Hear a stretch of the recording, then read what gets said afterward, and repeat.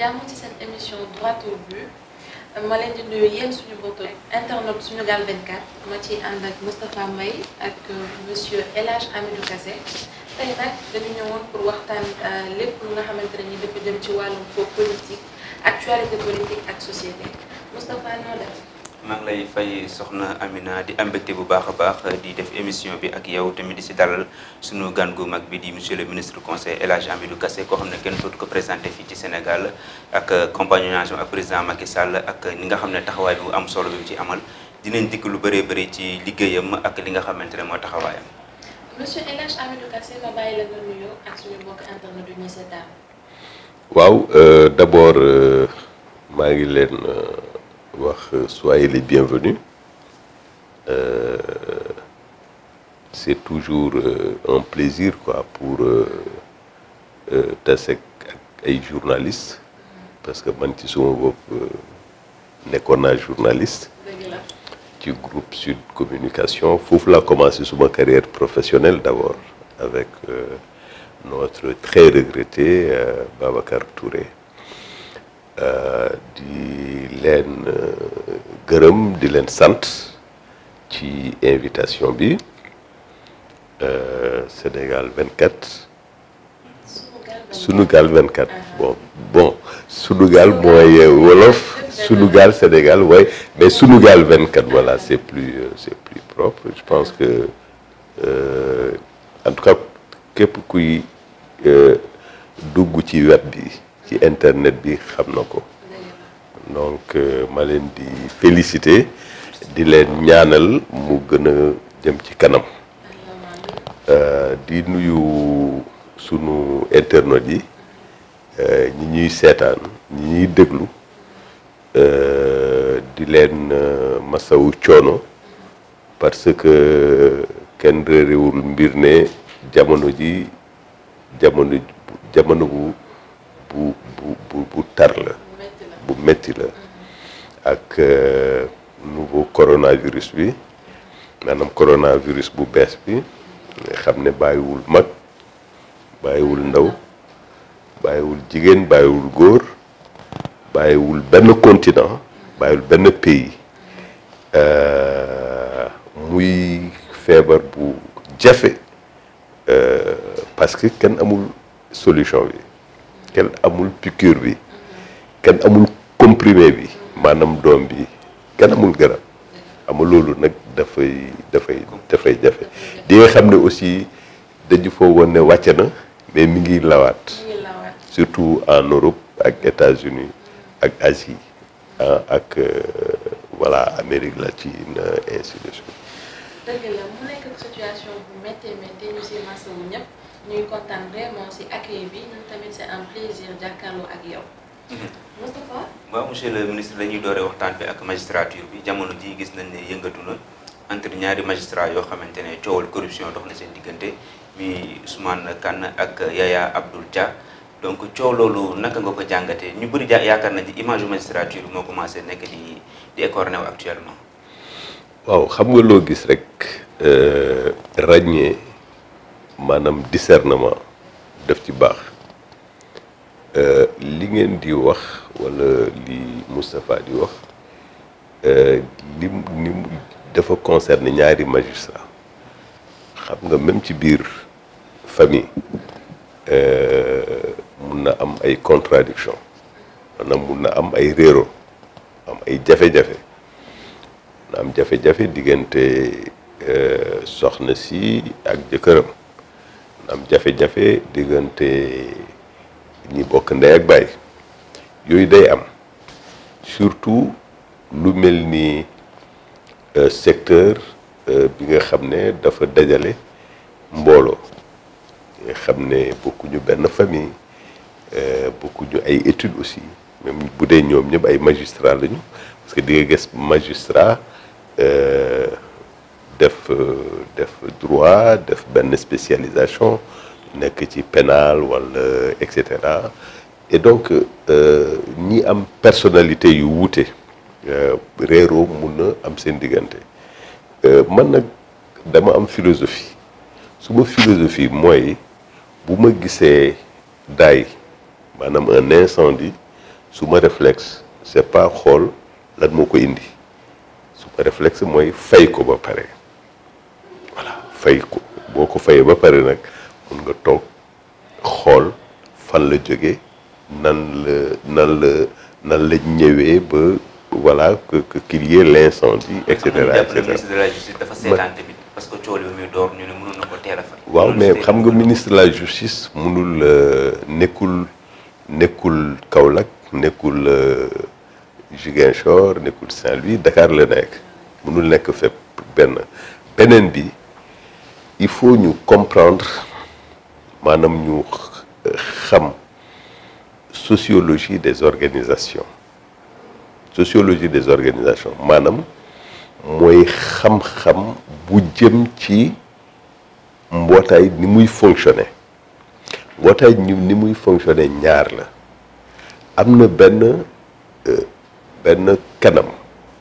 walla benn anam li nga xam ne mooy feeñ mooy li ñuy woowee schéma officiel bi mu am organigramme même seen rajo seen télévision bi am na organigramme n'est-ce pas am na directeur de PDG wala DG am directeur de publication am des rédacteurs en chef am des reporters et cetera am des animateurs n'est-ce pas am kii comment ça s'appelle direction administrative et financière am ñiy toppatoo commercial loolu mooy schéma officiel bi maanaam anam bi nga xam ne ñëpp mën nañ ko gis mais am na aussi ci suuf li nga xam ne kenn mënu ko ràññee kenn mënu ko gis mooy li sociologue yi woowee zone grise mooy li nga xam ne dafa xóot ci njaboot dégg nga dafa mel ni ay mbóot ce qu'il y a de secret ci suuf lay nekk li ñuy woowee métaphore la image la la face cachée de l'iceberg maanaam mooy glace buy émerger ci géej bi am na face bi ngay gis mais li nekk ci suuf moo gën a am solo c'est beaucoup plus important et donc justice bi aussi am na organigramme am na ministère am na parquet bi et cetera mais am na yi nga xam ne ci diggante acteurs yi te bokkul ci li officiel moo gën a am solo moo gën a am doole moo tax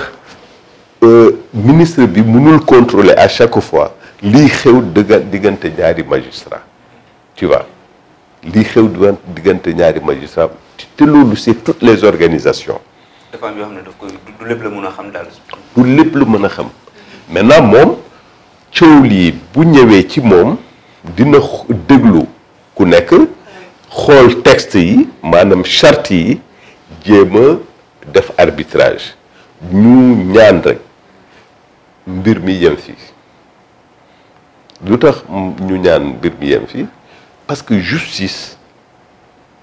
lu am solo la ci réew ci société justice dafa am solo xam nga lu tax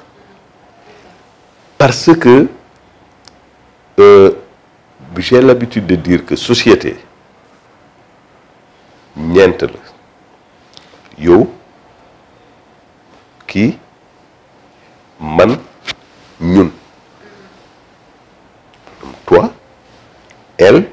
moi et nous léegi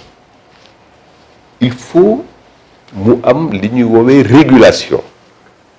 maanaam il faut mu am benn sart bii wax ne Moustapha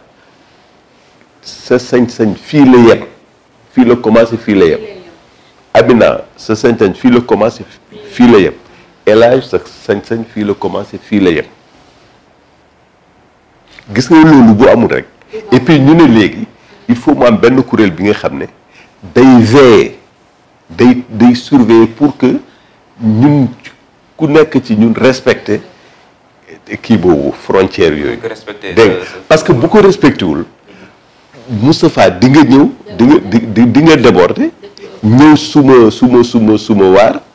n'est-ce pas ñu xuloo ci xeex ci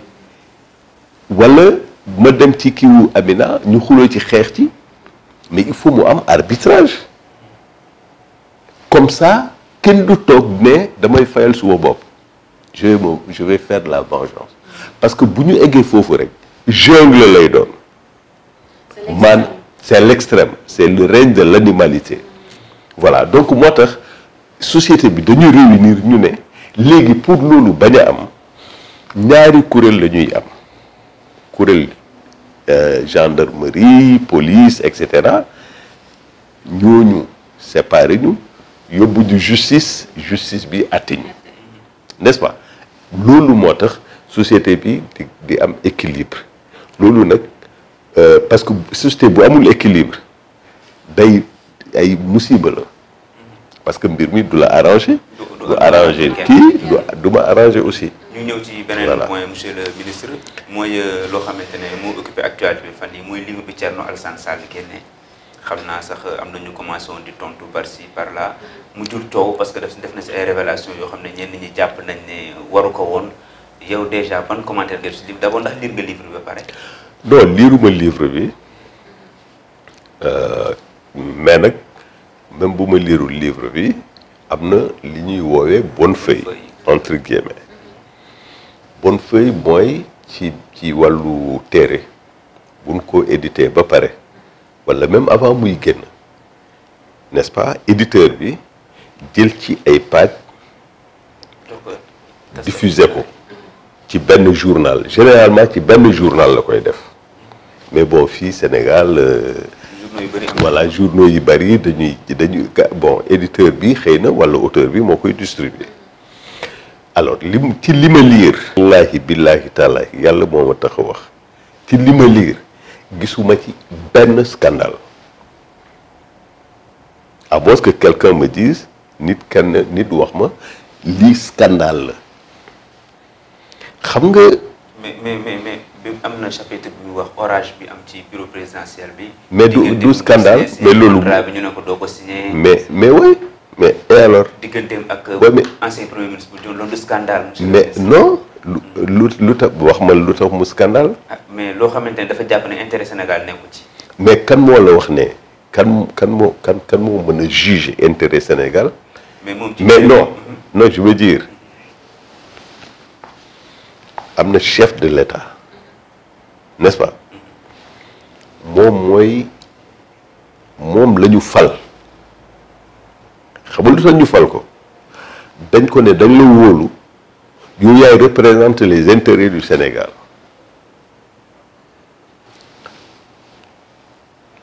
mu am mbir mi fi mu jaar ba ñu egg ci affaire signature ministre bu ñu la joxee instruction chef de l'État président de la République mooy ki ñu fal bu la joxee instruction da nga ko war a exécuter. mais même bu si intérêt Sénégal nekk. mais non du moom moo mën a évaluer intérêt Sénégal. ma jox la firnde affaire Total bi ñuy wax Total est-ce que gis na fa carburant non kii essence non pétrole. gis na fa pétrole. parce que dañu doon yuuxu way brader nañu pétrole réew mi et cetera mais Total dem fekku fa dara n'est-ce pas premièrement deuxièmement mais intérêt Sénégal mooy ay compagnie ñëw jël seeni ay milliards investir ko pour def ay recherche bu ñu gisee pétrole dégg li ma la mu am contrat de production et de partage maanaam li nga xam ne buñ ko exploité lii état bi moo ko moom lii ñoom ñoo ko moom donc intérêt Sénégal mooy favoriser recherche mais njiitu réew nag du évaluer ne intérêt réew mi lii la ministre bi mu ne du lii et puis léegi mu ne kii kooku buñ ko jëlee ci gouvernement bi dem bind livre ne way man dama ne du ma signer parce que intérêt Total la non intérêt du intérêt réew mi moom ci boppam dafa nekk munoon nañu signé ak keneen lan kan moo la wax ne kooku intérêt réew mi la c'est ça donc xam nga ak mbir mi c'est très compliqué. boobu benn la wax xam nga def na ñi defoon ñu soumissionné woon ñëpp daanaka total bu nekk woon 6 total moo jël 5e pourquoi ñu tëb ñëpp jox ko total. non loolu moom moo ko wax te moo wax la benn affaire gis nga réew boo koy jiite du juste li nga xam am na li nga xam ne man mun yéen ñaar mun ngeen nekk ay concurrent yow nga ne moins cher kii mu ne plus cher ma jël kii parce que am na yeneen considération mun na am considération géopolitique la mun na am considération qualité la mun na am considération et cetera ak ay faveurs yi nga xam ne mun na ko def donc c'est ça et puis aussi réew dañ koy pencoo kenn du ko pàccoo xëy na kooku ki mu doon wax kooku la ñu waroon signal mais kooku am na ay part ay kii ba pare te total ci 5 majors yi la bokk 5 majors maanaam ñi nga xam ne ñoo gën a am doole ci industrie pétrolière ki mu bëggoon ñu signé ak moom capacité am mais yemul fii capacité totale donc il faut ñu ràññee mbir mi beneen bi bu demee ne way bon def na ay SMS ak premier ministre mais d'abord SMS yooyu lan moo ci scandale chef du gouvernement kay sañ na wax ministre bi signal waxtaan naa ak gaañ yi yokk nañu seen loxo signal du SMS yooyu la. troisièmement gis nga am na li nga xam ne jibokaa jaar na fi xam nga dañ ko dàq parti socialiste est-ce que mus nga ko dégg une seule fois mu ne waxante naa lii ak Abdou Diouf mus nga ko dégg musoo ko liir Moustapha Niasse ci parti socialiste la nekkoon nekk ak Senghor est-ce que mus nga ko dégg mu ne wax naa lii ak Senghor wala wax naa lii ak président Abdou Diouf musul am mais également il y a des centaines de ministres ñu nekkoon ci Diouf wala ñu nekkoon ci Senghor ñu jëlee leen ci gouvernement bi musoo leen dégg jamais ñuy wax fii président de la République Jean Collin ki ko gënoon am doole ci nguur gi amul dans l'histoire du Sénégal Abdou Diouf moo ko fi jële kenn musul te secret dëkk bi yépp la yore parce qu'il a été ministre des finances de l'intérieur secrétaire général de la présidence de la République mais lépp li nga xam ne c'est relatif à la vie du pays à la vie de l'État mboon yi tout Jean Collin mi ngi ci biiram te ba léegi kenn musu ko dégg que way Diouf dàq na ma donc damay wax kenn musu ko dégg nga et d'autres Mame Madior Boye premier ministre la woon mus nga ko dégg ñu ne Mame Madior Boye wax na lii ci Ablaye Wade wala li ñu doon waxante ainsi de suite loolu la ñuy woowee l'éthique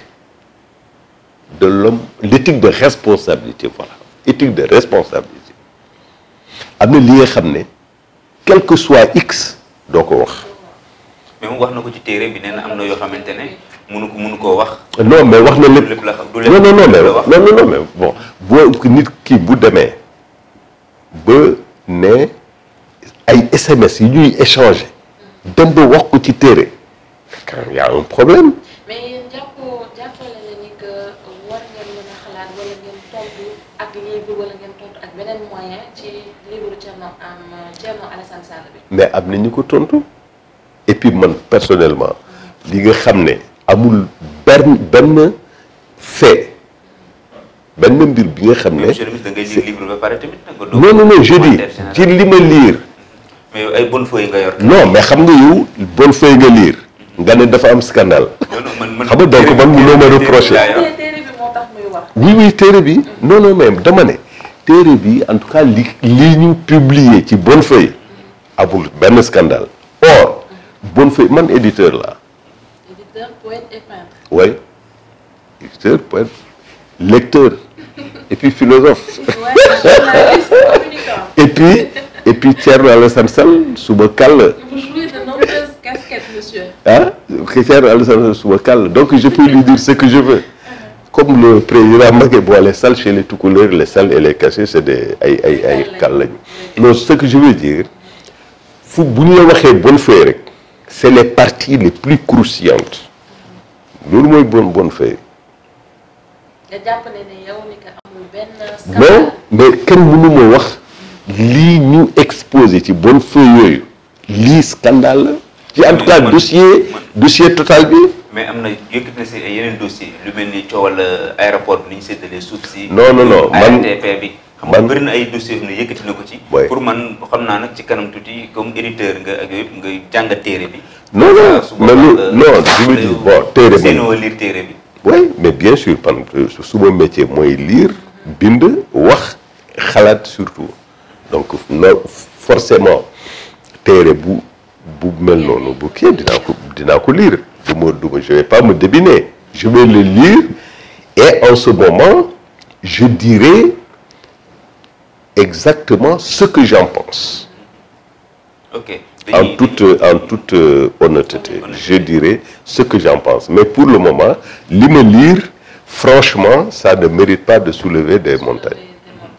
Ok. Madame, il n'y a rien quoi, du dara. jarul nga ciy def yenn non, franchement non. En tout cas, ci dossier total bi. El Hadj Amidou Kassé bu lire kii téere ba pare mu génnee kayit livre bi tontu ko. Non. Man xam nga je vais te donner un exemple gis nga président Sall en 2008 il a fait une grande interview ci Walfadjri c'était sa première grande interview bi mu tàggoog Ablaye Wade président Abdoulaye Wade xam nga lan la wax je ne regarde pas dans le rétroviseur maanaam du ma gëstu ci kanam rek mooy li may woowee démarche affirmative mooy doo xaar nit ki wax nga tontu ko li nga am te war ko wax da nga koy wax bien avant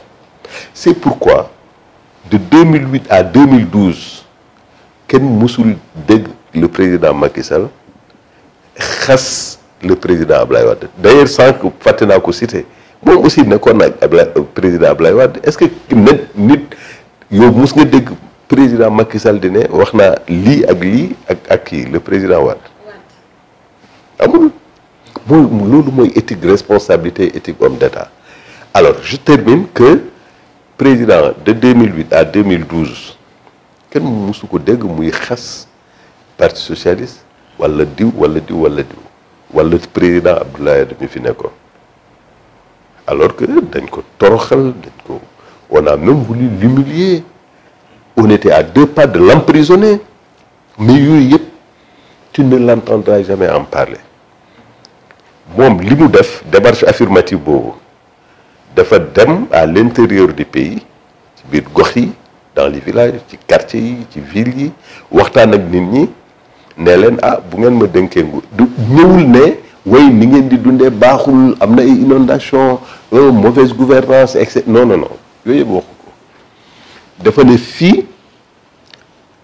voilà quels sont les problèmes gaa ñi wax ko way amuñu ndox mu sell amuñu électricité amuñu piste de production amuñu école amuñu dispensaire amuñu lii ainsi de suite mu ne leen bu ngeen ma joxee nguur gi dinaa def lii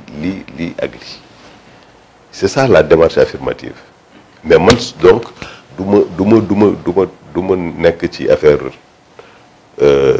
parce que kii bind na livre il faut ma bind livre non parce que man mon premier livre c'était en 94. ok yàgg nga bind léegi